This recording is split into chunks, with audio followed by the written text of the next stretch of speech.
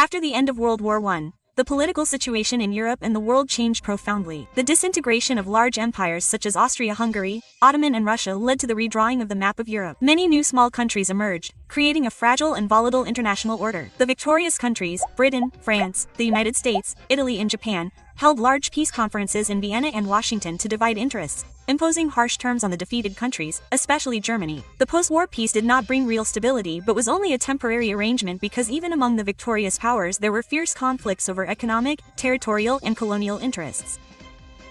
In that context, from the end of 1929, the world economic crisis broke out, starting in the United States and quickly spreading to the entire capitalist system. The crisis lasted nearly 4 years, severely devastated the economy, and caused severe political and social consequences. Tens of millions of workers were unemployed, farmers lost their land, and people's lives in many capitalist countries fell into misery. In England, France, and the United States, governments chose economic and social reforms to overcome the consequences. However, in Germany, Italy, and Japan, the ruling class took a different path, establishing fascist dictatorship, promoting militarization, fostering territorial expansionism and invasion in search of raw materials, markets, and a way out of the domestic crisis. Relations between the great powers became increasingly complicated, leading to the formation of two opposing military blocs, one side being England, France, and the United States, and the other side being Germany, Italy, and Japan. And the arms race of killing signaled the danger of a new world war.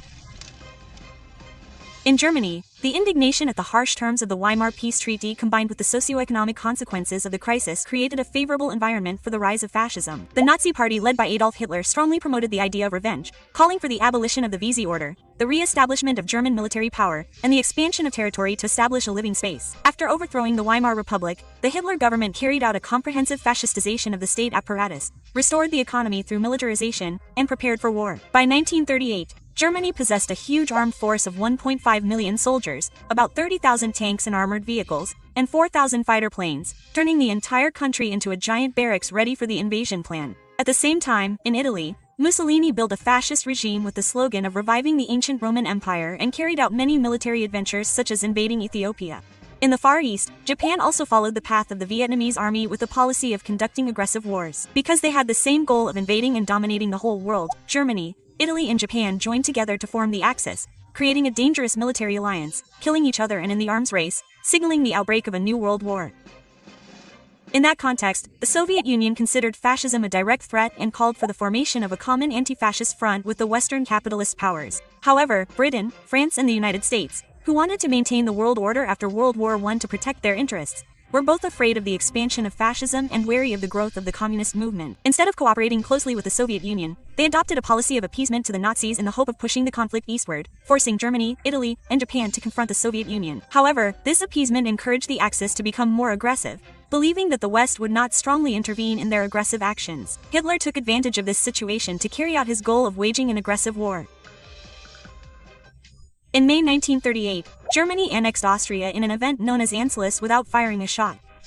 By sending troops into Austria and holding a fake referendum, Hitler merged Austria and German territory under the name of the German people's desire for national unity. The international response was extremely weak. Britain and France, although fully aware of Hitler's expansionist ambitions, continued to maintain a policy of appeasement in the hope of avoiding a major war. After consolidating Austria, Hitler turned his eyes to Czechoslovakia, a country with a developed industry and an important strategic position in Central Europe. The first target was the Sudetenland region, where a large number of German residents lived. Taking advantage of the ethnic issue, Hitler incited German groups there to rebel and demand autonomy and openly pressured the Czechoslovak government to make concessions. Meanwhile, the Soviet Union declared its readiness to help Czechoslovakia against German aggression if the Western powers cooperated. However, Britain and France persisted in their compromise policy, not wanting to directly confront Hitler militarily. They demanded that Czechoslovakia make concessions to Germany to protect peace. The climax of this policy was the Misch Conference on May 29, 1938, with the participation of the prime ministers of Britain, France, Italy, and Hitler. The Czechoslovak government was forced to hand over the Sudetenland region to Germany without the right to participate in substantive negotiations. Hitler pledged not to make any more territorial claims in Europe. But that promise was just a ruse. Immediately after occupying Sudetenland, Hitler went on to annex the entire Czechoslovakia in May 1939, turning the country into a part of the German Empire without significant resistance from the Western countries. This event exposed the complete bankruptcy of the appeasement policy. Not stopping there, Hitler began to provoke Poland, the next strategic target on the path to expanding territory to the east. To avoid the risk of having to confront Britain and France in the west and the Soviet Union in the east at the same time, Hitler proactively sought a diplomatic agreement with Moscow. On its side, the Soviet Union also had an interest in signing with Germany, which was to buy time to prepare its defense forces before the war broke out. On October 23, 1939, the Soviet-German Non-Aggression Pact was signed. This treaty was accompanied by a secret protocol stipulating the sharing of spheres of influence in Eastern Europe. Accordingly, Germany and the Soviet Union would divide the territory of Poland and recognize Soviet control over the Baltic region. This was a major turning point that surprised the world because two countries that were ideologically opposed temporarily joined hands to achieve their own strategic interests.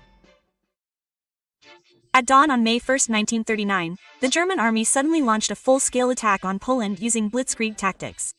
With overwhelming advantages in numbers, tanks, armor and air force, Germany easily penetrated the Polish border defense line in many directions, shocking the army and government of this country. 2 days later, on May 1, 1939, Britain and France, who had signed a treaty guaranteeing Poland's independence, were forced to declare war on Germany, officially starting World War II. However, in reality, the Anglo-French Allied forces with 11 divisions deployed on the western border of Germany did not launch any large-scale attack to share the fire with Poland, partly because they were not militarily ready, partly because they still had the illusion that they could restrain Hitler through negotiations. Meanwhile, from the east on May 17, 1939, the Soviet Red Army also entered Polish territory to carry out a secret agreement with Germany when the Polish border was vacant due to Poland's transfer of troops to the west to fight Germany. Faced with the pincer movement from the two powers, the Polish army quickly collapsed. By October 6, 1939, the entire country of Poland was occupied. The government of this country had to go into exile abroad.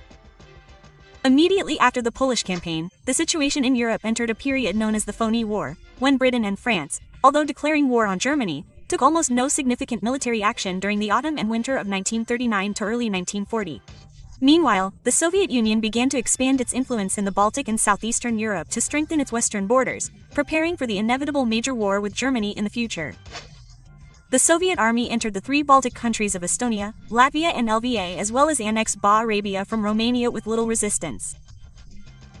However, when attacking Finland in the Winter War of 1939-1940, the Red Army encountered fierce resistance from the Finnish army and people. Although the Soviet Union eventually won in May 1940 and forced Finland to make some concessions, the war exposed many weaknesses in the organization and equipment of the Soviet army. In the West, Germany took advantage of the time to consolidate its forces and prepare for new campaigns. In April 1940, Hitler launched an invasion of Denmark and Norway to secure the iron ore transport route from Sweden to Germany, a strategic source of raw materials for the military industry. Denmark, with its weak defenses, quickly surrendered after only a few hours of fighting. In Norway, the German army encountered more difficulties due to the intervention of the British Navy and Army. But after 2 months of fighting, Germany also completely controlled this country. The lightning attack in northern Europe not only helped Hitler consolidate his strategic position, but also demonstrated the military power of Nazi Germany, signaling a new wave of conquest was approaching.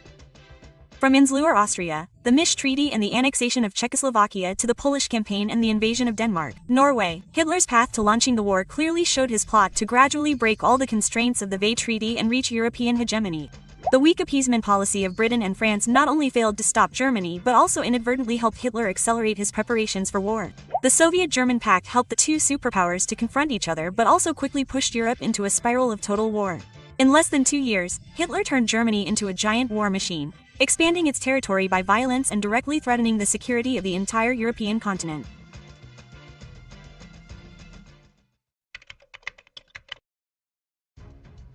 After taking control of Northern Europe in early 1940, Adolf Hitler's Nazi Germany entered a phase of expanding the war westward.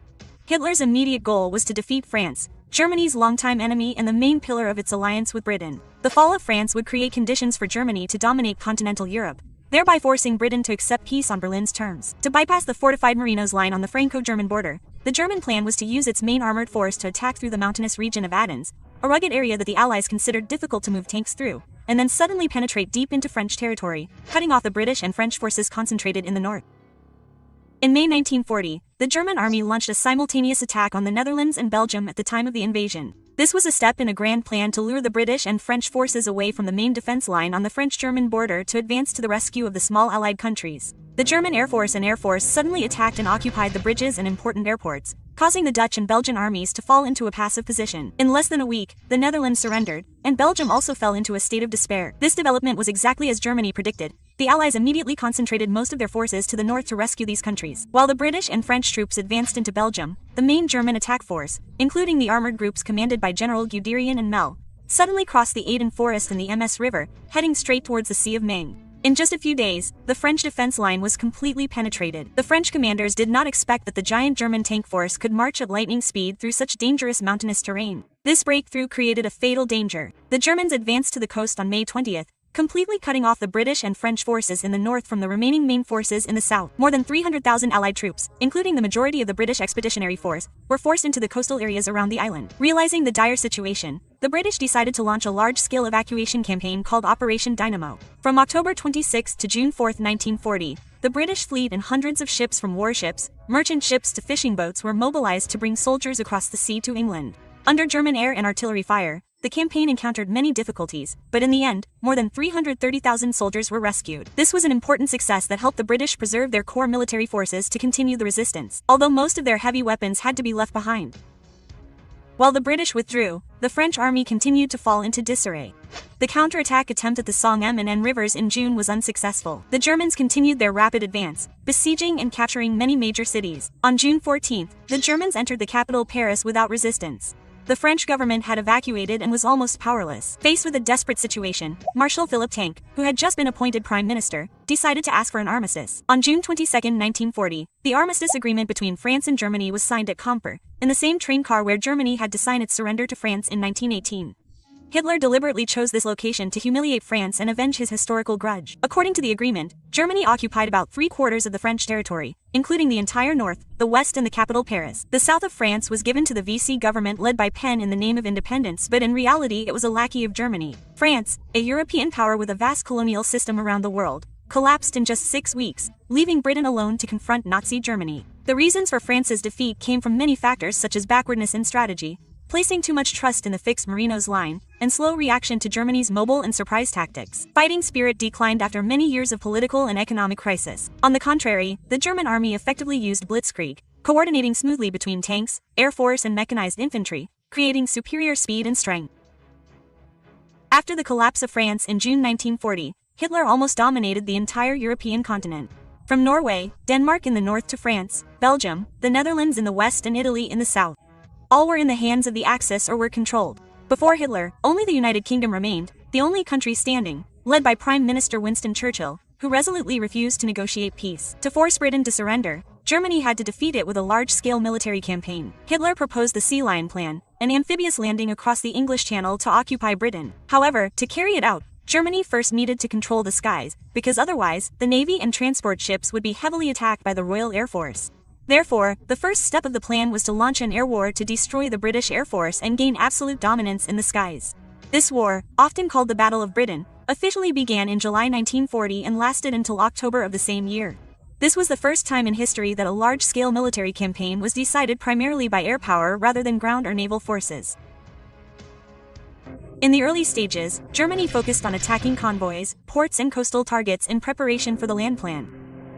Then, from August, the German Air Force launched direct attacks on British air bases, airports and radar systems.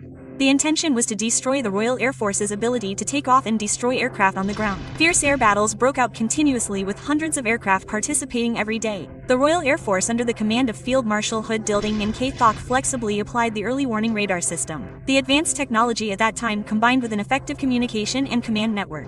Thanks to that, the British Air Force could quickly detect German attacks and mobilize fighter forces in time. Although the number of British aircraft was smaller, they fought fiercely, causing heavy losses to the enemy. In September 1940, when Hitler realized that the destruction of the Royal Air Force was too slow, he decided to change his strategy.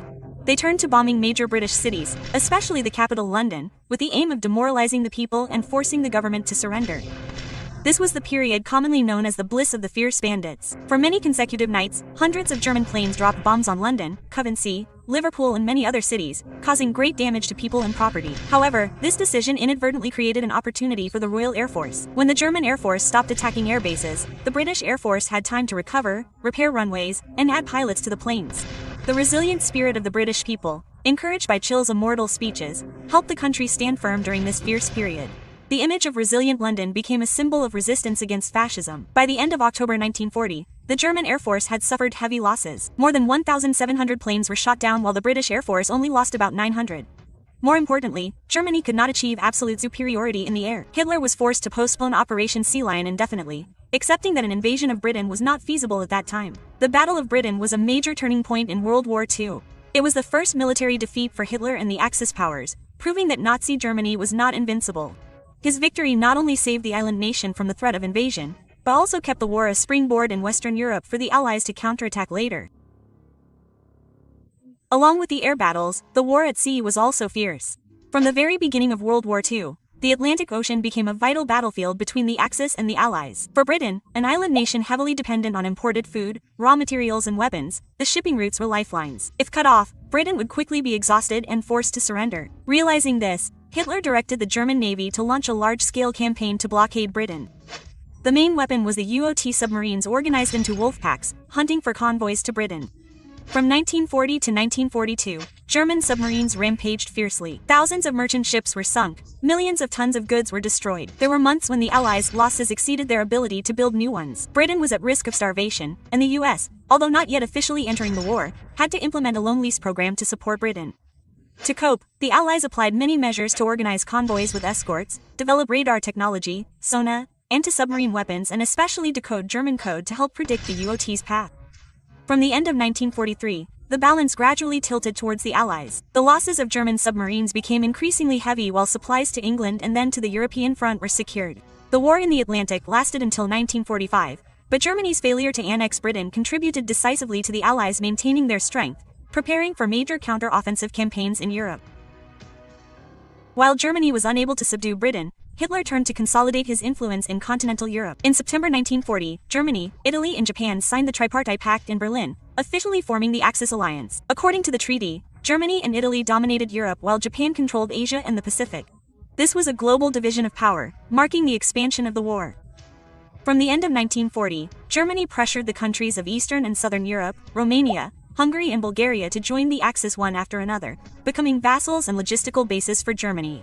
However, when Italy suddenly attacked Greece from Albania in October 1940, the Greek army fiercely resisted and pushed the Italian army back. Faced with the defeat of the Allies, Hitler was forced to intervene. In April 1941, Germany launched an attack on Yugoslavia and Greece, quickly defeating both countries within a few weeks. With control of the Balkans, Hitler secured a safe rear, paving the way for a larger plan, which was to invade the Soviet Union. By the summer of 1941, the Axis dominated most of mainland Europe from Scandinavia in the north, through France, the Balkans to the Soviet border. Almost the entire old continent was under Hitler's direct or indirect control. This was the height of Nazi power in Europe before the opening of the Barbarossa campaign, the largest and most fiercest war in modern history.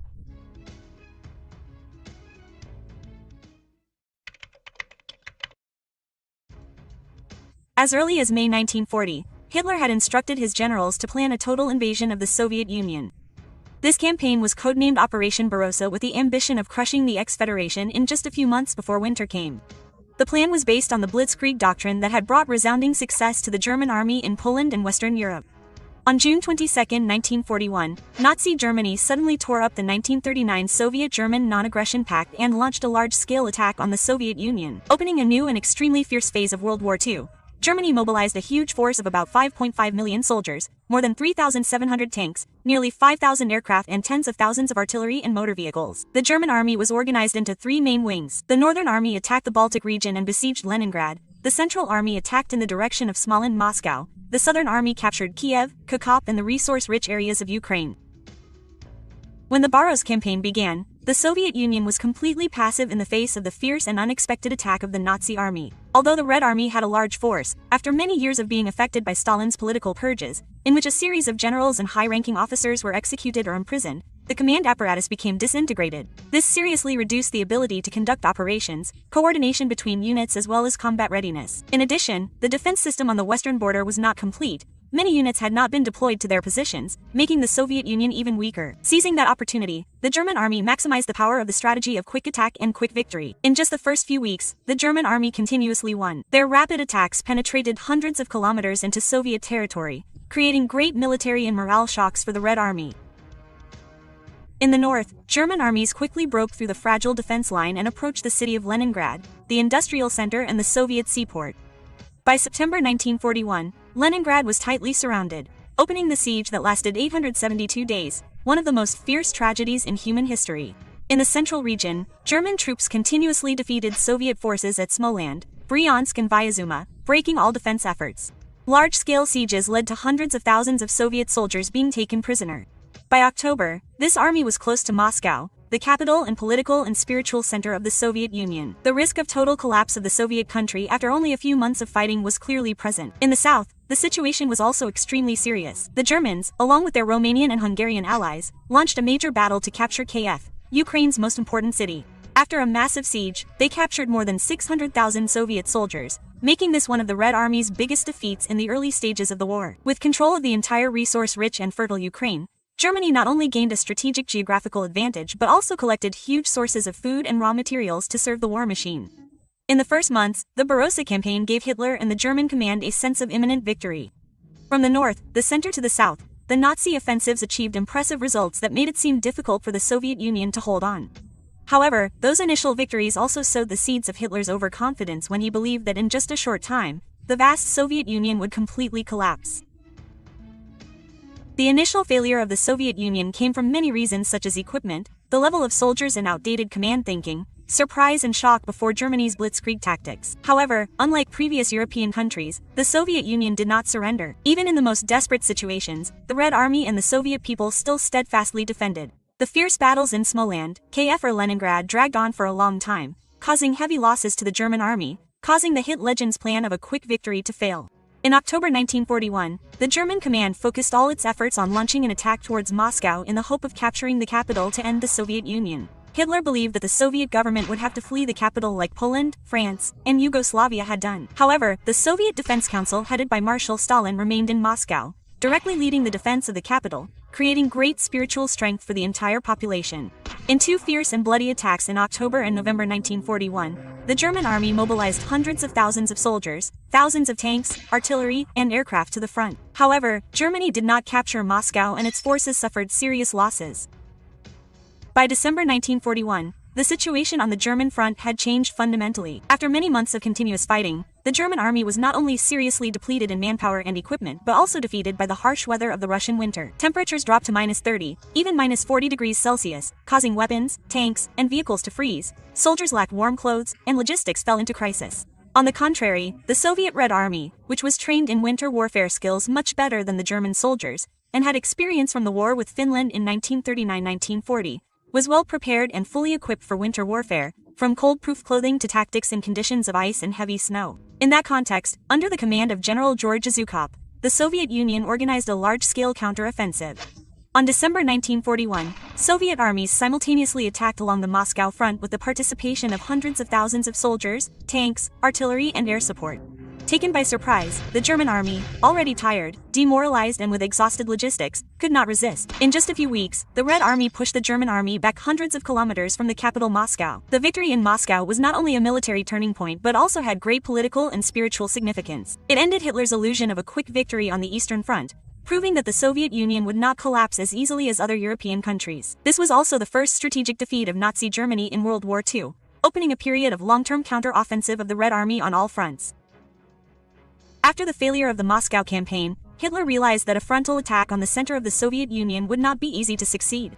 Therefore, in 1942, the Nazi high command decided to shift its strategic focus to the south. Hitler's plan was to capture the Caucasus region, an area that not only provided food oil but also held huge oil resources, especially in Baku, which provided vital fuel for the Red Army. To pave the way for this ambition, the German army had to control Stalingrad, a city named after leader Stalin, which was also an industrial center and a vital traffic hub on the banks of the Volga River. If Stalingrad fell, the entire southern Soviet Union would be in danger. Germany had the opportunity to control the strategic oil route. The Stalingrad campaign began in the summer of 1942 and quickly turned into one of the fiercest and bloodiest battles in human history. The Germans opened with fierce bombing raids, flattening the entire city, turning neighborhoods and factories into rubble. However, instead of collapsing, the ruins became natural fortifications for the Red Army and the people to fight. Every street, every house, every factory wall turned into a trench, where fierce hand-to-hand combat took place. Stalin's slogan of not retreating a single step became an iron order for the entire army, encouraging the spirit of fighting to the end. The battle at Stalingrad was not only a confrontation between two powerful armies but also a test of will and endurance. The Germans advanced every meter of land, while the Red Army and the Soviet people resolutely fought to regain every small position. There were even factories that continued to produce weapons in the midst of bombs and bullets, and at the same time became fierce battlefields as Soviet soldiers held out to fight back. By November 1942, when the German army was bogged down in street fighting and suffered heavy losses, the Red Army decided to launch a strategic counterattack codenamed Operation Uranus. This was a bold plan to encircle the entire German Sixth Army, the main force of General Friedrich Hoers and more than 300,000 soldiers. With lightning attacks from both flanks, which were held by Romanian and Hungarian troops but were weak in combat, the Red Army quickly closed the encirclement, cutting off all German communications and supplies inside the city. Instead of allowing a retreat, Hitler ordered Hoers to hold out at all costs, believing that air supplies would save the situation. However, the German Air Force was not strong enough to ensure supplies for hundreds of thousands of soldiers in harsh winter conditions. The German army gradually exhausted, lacked food, medicine and ammunition while the Red Army tightened the siege more and more tightly. By May 1943, after many weeks of desperate resistance, the Sixth Army was forced to surrender. More than 90,000 German soldiers were taken prisoner, including Field Marshal Paulers, an unprecedented event for Nazi Germany. The defeat at Stalingrad caused Germany to lose a trained force, at the same time dealt a heavy blow to Hitler's prestige. The victory at Stalingrad not only raised the fighting spirit of the Soviet Union but also opened a decisive turning point in World War II. From here, the initiative gradually tilted towards the Red Army, signaling the decline of Hitler's expansionist ambitions on the Eastern Front. Parallel to the Soviet-German front, the war in North Africa also developed fiercely. As early as September 1940, the Italian army under Mussolini launched an attack on the important British colony of Egypt but was quickly repelled. To save the situation, Hitler sent the African Corps commanded by General Win Rommel to support. With his outstanding military talent, Rommel, who was known as the Desert Fox, continuously defeated the British army, pushing them back deep into Egypt. Throughout 1941 and the first half of 1942, North Africa witnessed fierce battles, vast desert terrain. Scarcity of water resources and logistics caused many difficulties for both sides. German and Italian troops repeatedly approached the canal, the lifeline of military power connecting the Mediterranean with the Indian Ocean, seriously threatening his position in the Middle East. However, from the end of 1942, the situation changed. Thanks to the strong support of the United States after joining the war, the Allied forces were supplemented with abundant troops, weapons and logistics. In the Battle of El Alamein from October to November 1942, the British Army won a decisive victory, pushing back the German-Italian coalition and opening the way for a major counter-offensive on all fronts.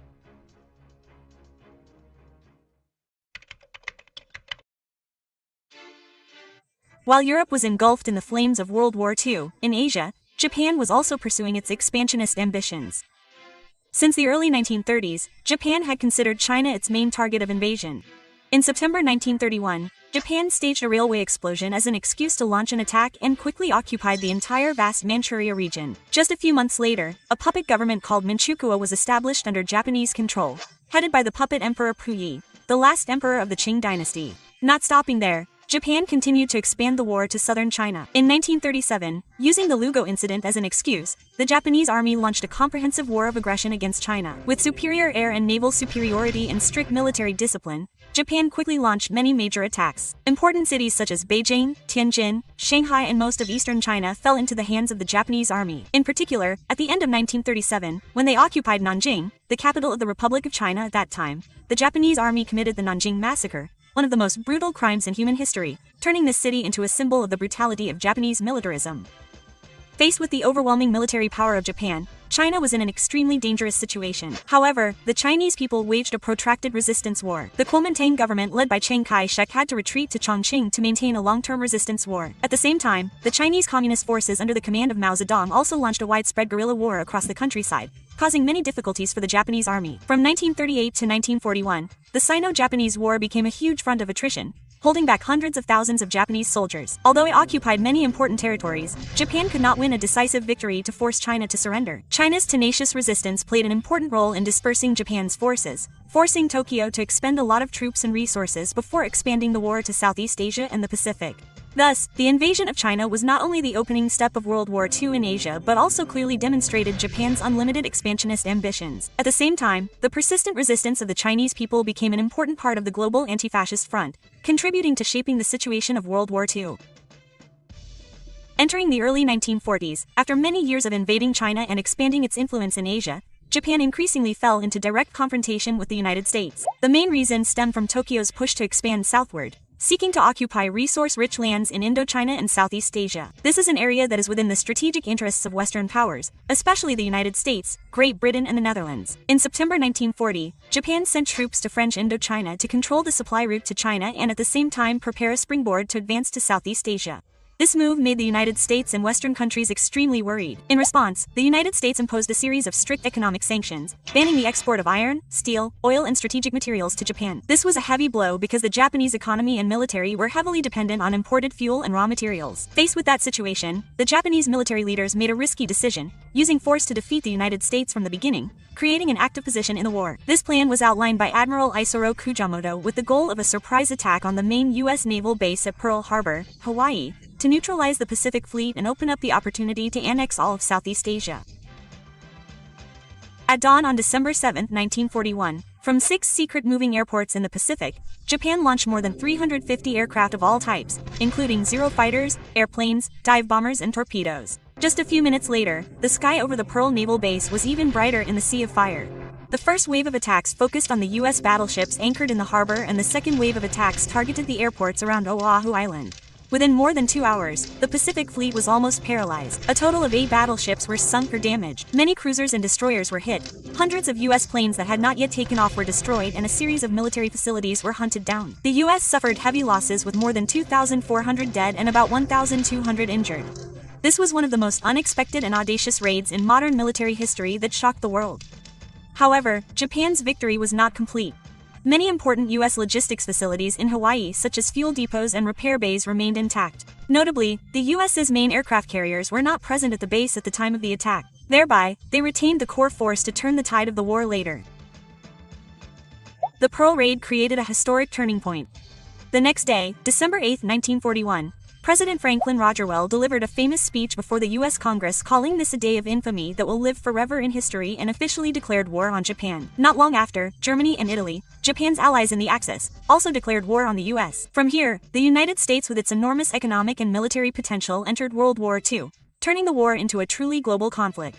Thus, Pearl Harbor was only a tactical victory for Japan in the early stages, but a strategic mistake, because it drew a superpower into the war. After the resounding victory at Pearl Harbor, Japan did not stop at paralyzing the U.S. Pacific Fleet, but immediately launched a series of large-scale campaigns throughout Southeast Asia and the Pacific. Tokyo's goal was to capture the entire strategic oil resource area, oil, rubber, rice, and metal ores, to serve the war machine, and at the same time establish a great common prosperity under Japanese rule. Within the first 6 months of 1942, the Japanese army launched lightning attacks with close coordination between the Navy and Air Force. Taking advantage of the mobility of aircraft carriers and the famous Zero fighter, Japan quickly defeated the already weakened colonial forces of Britain, France, the Netherlands and the United States in this area. Thailand was Japan's first target. On December 8, 1941, just hours after the attack on Pearl Harbor, Japanese troops crossed the border into Thailand. After brief battles, the Thai government was forced to sign an alliance treaty with Japan, turning this country into an important springboard for the following campaigns. In Malaya and Singapore, Japan launched a lightning campaign from the Malay Peninsula to the south. Although the British had naval superiority, the land units were confused by the Japanese mobile fighting style, using bicycles and light infantry in the jungle. Within just 2 months, all of Malaya fell to the enemy. The climax was the fall of the Singapore fortress in May 1942. The strategic island controlled the east-west sea route. More than 80,000 British and Allied soldiers surrendered, marking one of the most humiliating defeats in British military history. Meanwhile, in the Philippines, American and Filipino troops under General Douglas MacArthur fought hard on the Bataan Peninsula and Quejador Island. However, the defense forces were cut off from supplies and gradually exhausted. By May 1942, the Japanese forced them to surrender. Tens of thousands of prisoners of war were forced to endure the Bataan Death March, forced to walk hundreds of kilometers in harsh conditions, leaving thousands dead along the way. In Burma, the Japanese launched an invasion campaign in May 1942, driving British, Indian, and Chinese forces out of the territory. The capture of the power station helped Japan cut off the vital supply line that brought Allied aid to China to fight against Japan. Not stopping there, Japan also targeted Dutch Indonesia, the land of oil. In May 1942, after a series of fierce naval battles in the Java Sea, the Allied Navy was defeated and the entire Dutch East Indies fell to Japan. This was a very important victory because it provided Tokyo with an abundant source of fuel to continue the war. In parallel with the land campaigns, Japan also carried out a strong expansion in the Pacific. From December 1941 to mid-1942, Japanese forces occupied a series of strategic islands: Guam, Rabo, New Britain, the Solomon Islands and many other small islands. With these footholds, Japan established a large defensive belt in the east, stretching from the Aleut Islands in the north through Micronesia to New Guinea and the Solomon Islands in the south. By mid-1942, Japan had established control over a huge area of over 8 million square kilometers with a population of about 500 million people. From the Indian Ocean to the Pacific Ocean, the shadow of Japanese militarism also appeared. This was considered the heyday of the Japanese Empire during World War II. However, Japan's rapid expansion also revealed serious problems. First of all, Japan had to face the burden of managing a large territory and a diverse population. The brutal rule, forced labor and resource exploitation caused resentment among the people in the occupied areas, and many places erupted with anti-Japanese movements. In addition, the rapid expansion also lengthened Japan's supply lines. The Imperial Japanese Navy, although powerful, was not capable of ensuring the safety of thousands of kilometers of sea routes. This was a fatal weakness that the Allies would later exploit.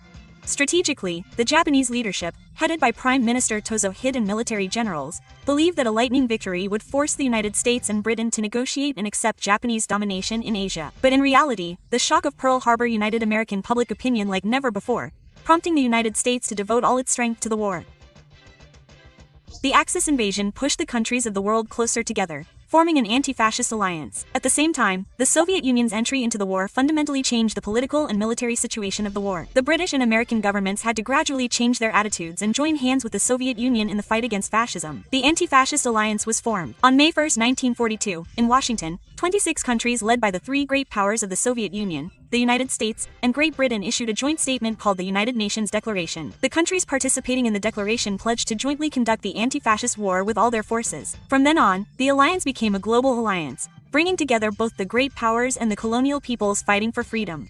That solidarity combined with advantages in population, economy, industry and fighting spirit gradually created an overwhelming force that gradually turned the situation of World War II around.